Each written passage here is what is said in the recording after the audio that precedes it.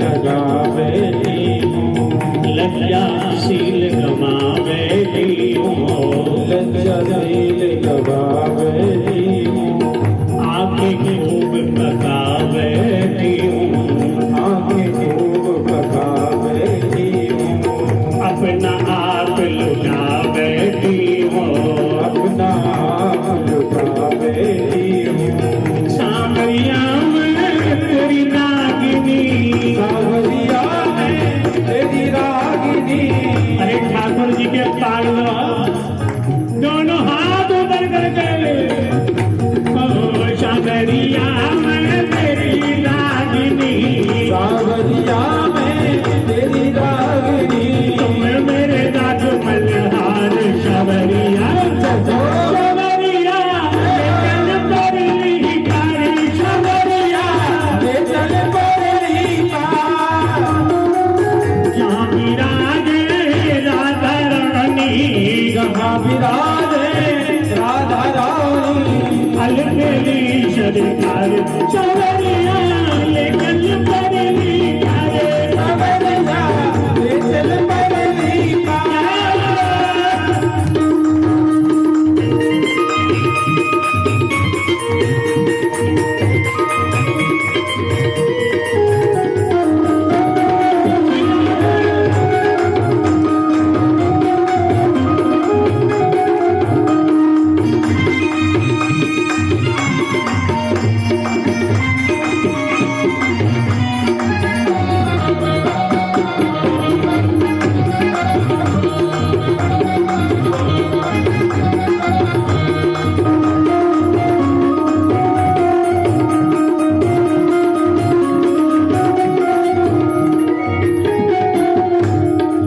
जग की कुछ परवाह नहीं है जग की कुछ परवाह नहीं है तेरे बिना कोई चाह नहीं है तेरे बिना कोई चाह नहीं है कोई सूझती राह नहीं है कोई सूझती राह नहीं है तेरे बिना कोई चाह नहीं है तेरे बिना कोई चाह नहीं।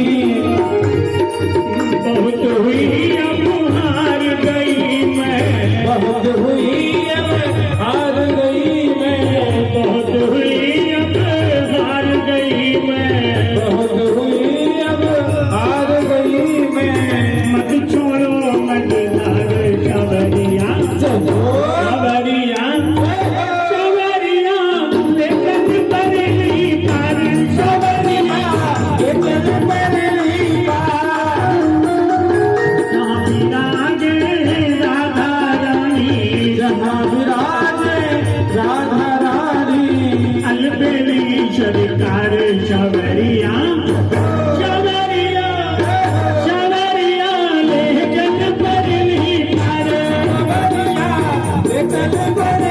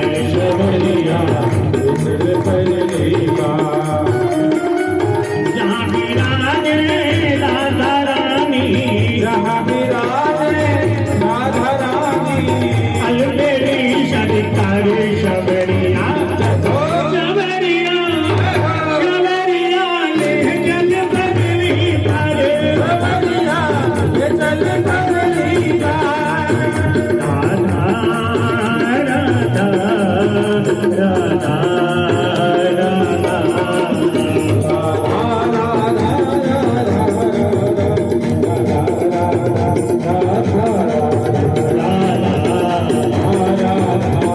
जय जय राधा हरि राधा जय राधा जय राधा प्यारी राधा हरि राधा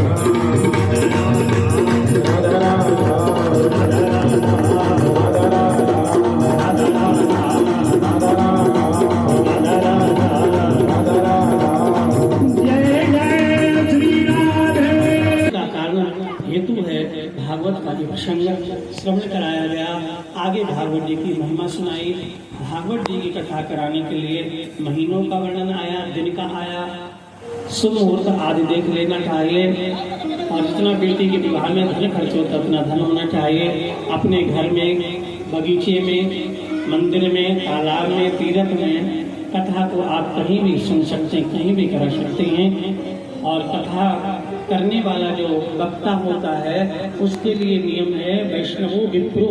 भागवत में लिखा है वो ब्राह्मण ही होना चाहिए, वैष्णव होना चाहिए और वैश्य सदाचारी भी होना चाहिए और उसके बारे में जान लेना चाहिए।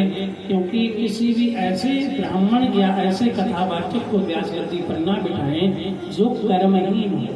कथा तो कहने वाला हो लेकिन कर्म ही नहीं। ऐसे सुनाने वाले से क्या होता है कि सुनने वालों का कभी कल्याण नहीं होता है। क्योंकि जिसके मुख से निरंतर गायत्री का पाठ होता है, माला जाप करता है, ऐसा ब्राह्मण जब मुख से प्रसाद करता है तब अमृत बन जाता है। जैसे गंदा बर्तन है उसमें दूध डाल दोगे तो दूध भी खराब हो जाता है। ऐसे भगवान की कथा है जिसके मुख में कभी गायत्री मंत्र नहीं जाता, भगवान नाम नहीं लेता, ऐसा ब्राह्मण यदि कथा करता है तो भी कथा का लाभ प्राप्त नहीं होगा। 5 ब्राह्मण, 2 ब्राह्मण, 1 ब्राह्मण जाप के लिए बताया गया, पाठ के लिए बताया गया। और परीक्षित के लिए जो श्रोता है उनके लिए नियम है निराहारम। पहली बात बस चले तो निराहार रहें, निराहार न रहे तो फलाहारम, फलाहार रहें, और फलाहार नहीं रहे तो एक आहार माने एक बार भोजन करें। और सबसे बड़ी बात है अगर एक बार में दोबारा भी खाने को मन चलता है तो 4 बार खाओ। बस ऐसा ना हो कि कथा में बैठे याद आ रही भोजन की तो फिर कथा बेकार हो जाए। खाओ खाओ और भगवान का गुणगान गाओ। जम के खाओ, जम के कथा सुनो। पहली है निराहार, दूसरी है फलाहार, तीसरी है एकाहार यानी एक बार भोजन, और चौथी है कथा सुनने के बाद जितना समय मिले खाते ही रहो, कोई बात नहीं, लेकिन जितनी देर कथा सुनो बस आनंद में रहो। बोलो भक्त भगवान की भजन कीर्तन करना चाहिए। 12 ब्राह्मणों का भोजन कथा के बाद और अवश्य से तो फिर जो कथा प्रेमी कथा सुनने आए उनके हेतु भंडारा भी करना चाहिए। इस प्रकार भागवत की महिमा को बताया। जिन नर नारियों के शुभ मंगलमय हाथों से भागवत जी की कथा का शुभारंभ हो जाता